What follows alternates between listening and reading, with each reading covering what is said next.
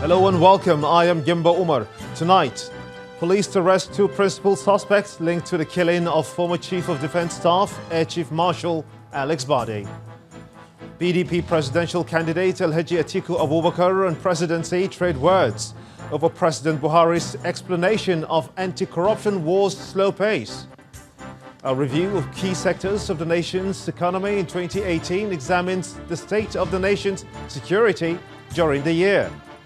And the US President Donald Trump pays surprise Christmas visit to American troops serving in Iraq.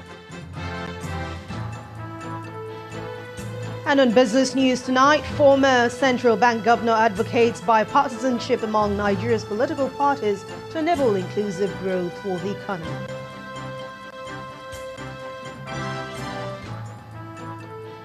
On sports news tonight, Liverpool extend their lead at the top of the English Premier League to 6 points and reach the halfway point unbeaten after defeating Newcastle on Boxing Day. Hello, and from Abuja, Benue livestock guards impound 105 cattle over violation of state anti-open grazing laws.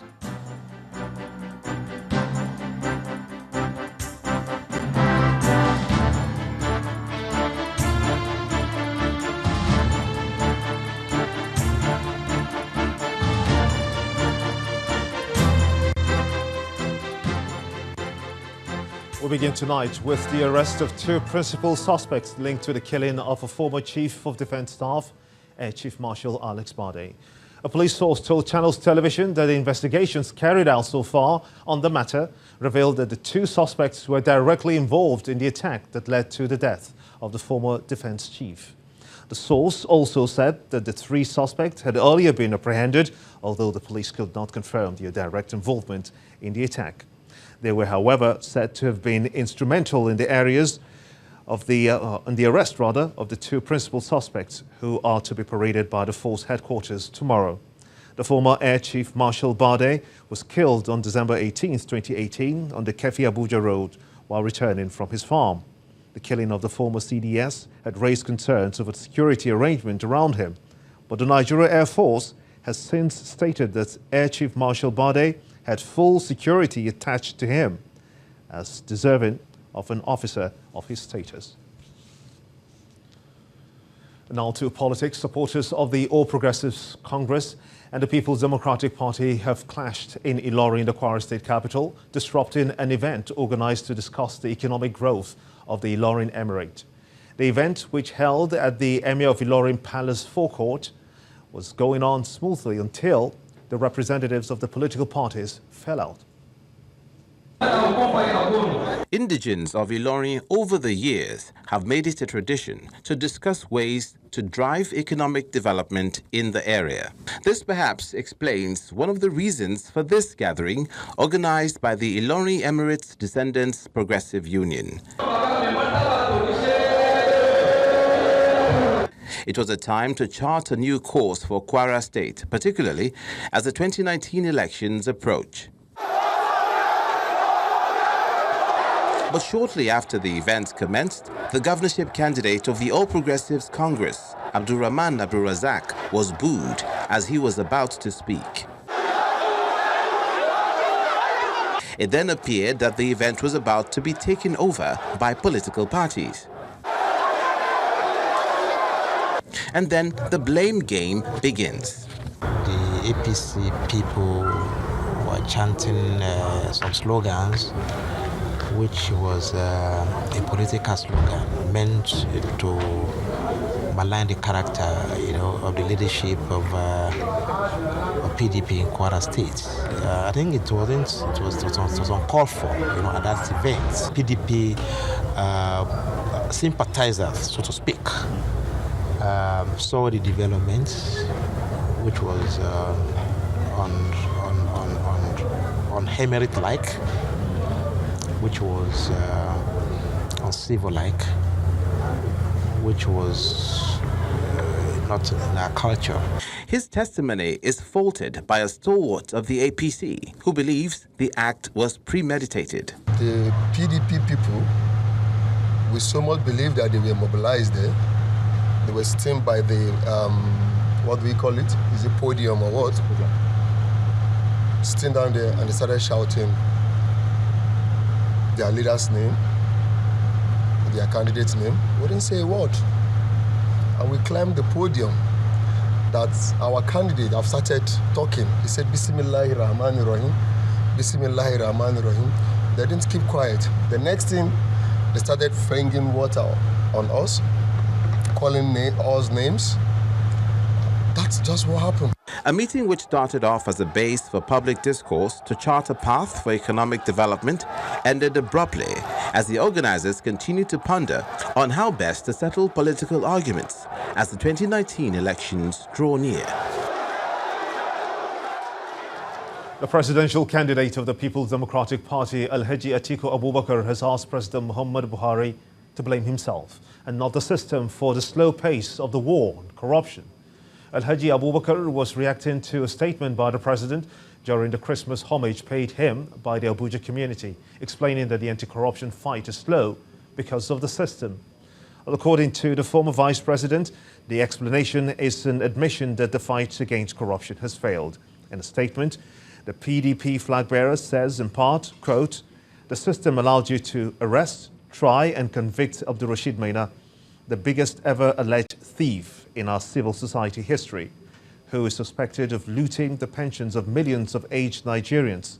Yet you chose not to go that route, preferring instead to recall him, reinstate and double promote him while giving him armed guards to move about. End of quote.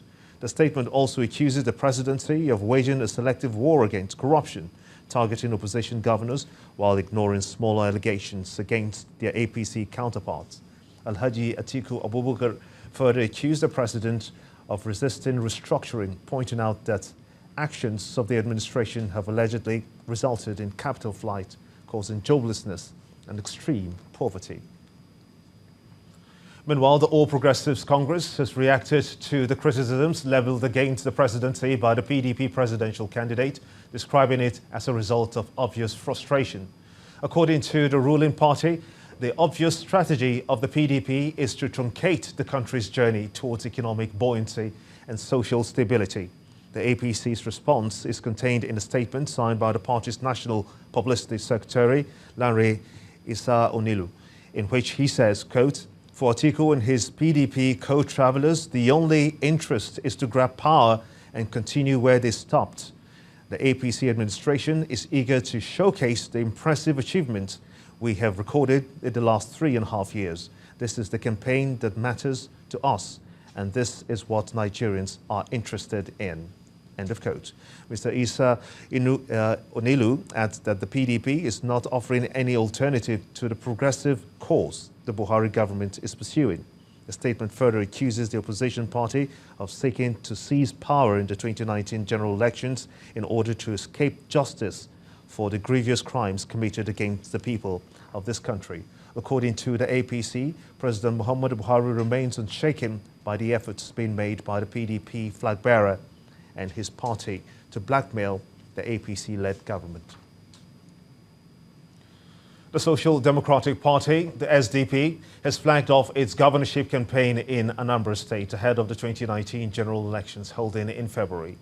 The leader of the party in the state, Senator Annie Okonkwo, says that the SDP is ready to take over the political leadership of Anambra State with a promise to ensure delivery of social services, human and infrastructural development, as well as justice and equity.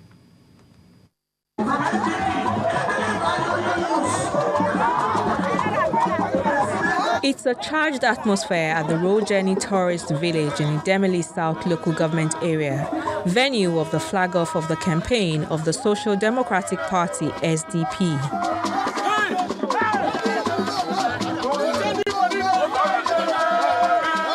One after the other, leaders and candidates of the party arrive with their supporters. The state chairman of the party speaks on the party's mission and its agenda for the people of Anambra State. And the party SDP is a movement. It's not just an ordinary party. And the system is this. The carpenter talks to the carpenter about SDP. the trader talks to his fellow trader about SDP. That is what we want to do. That is the social engineering we are talking about. That is the change we want to bring to our politics. Other party leaders speak on the group's beliefs and positions. What we are witnessing today is to demonstrate that our Liberians have decided to move to SDP. There are so many parties today, and these parties don't care what they represent. So they represent only their village. So their small canton they represent. But SDP represents the entire Nigeria. The party flag is then handed to the candidates. They are optimistic that the values and morals of the party will earn them victory at the polls in the 2019 elections. All the candidates are genuine, they are well educated, they know their mission, they know their vision, they have the agenda of the party at heart, and they're going to get, if you elect an SDP representative in any form, you'll be sure you have a true representative.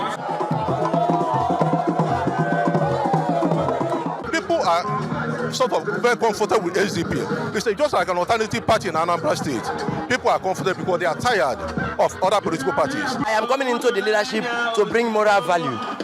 You understand? You empower people with moral value, then there will be a very positive change in the society.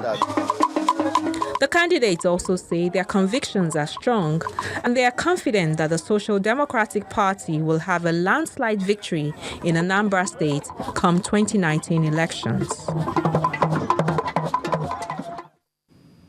Kaduna State Governor Nasir El-Rufai has assured residents of the state of adequate security in the wake of the recent challenges in some areas. The governor gave the assurance when the Igbo Community Welfare Association visited him at a government house in Kaduna. Governor El-Rufai also told the delegation that both indigents and non-indigents in the state are safe and should go about their legitimate business without fear.